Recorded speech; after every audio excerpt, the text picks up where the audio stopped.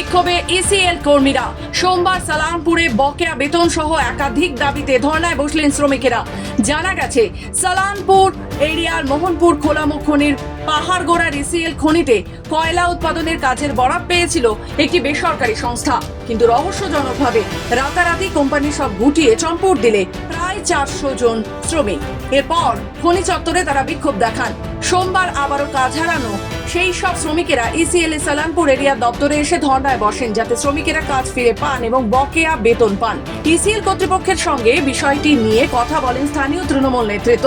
পরে বেশ কিছুক্ষণ আলোচনার পর তৃণমূল নেতা মুকুল উপাধ্যায় জানান, ইসিএল কর্তৃপক্ষের সাথে আলোচনায় বকেয়া বেতন সহ তাদের পুনরায় এই কাজ তথা কোনো কোম্পানির সাথে কথা বলে কাজ চালু করা, যাতে শ্রমিকেরা তাদের কাজ ফিরে পায়। আজ আমাদের একটা দুর্ঘটনা বশত একটা মাইন্স চলতো মোহনপুর, সেখান থেকে ওরা চলে গেছে। কিছু হয়েছে হয়তো ওদের ম্যানেজমেন্টের সাথে, সেই নিয়ে ম্যানেজমেন্টের সাথে আলোচনা।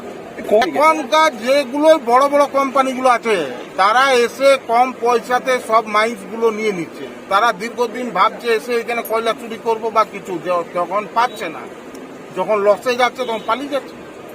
ইসিএল কে রিকোয়েস্ট করা হলো কোম্পানিকে প্রথমে আমাদের যেগুলো পড়ে আছে পয়সা পাতি সেগুলো দিতে হবে, যাদের ওয়ার্কার আছে, আমাদের ঠিকাদার আছে সবগুলো, আর আরো কোনো কোম্পানির সাথে কথা বলে কোনো রকম চালু করার জন্য।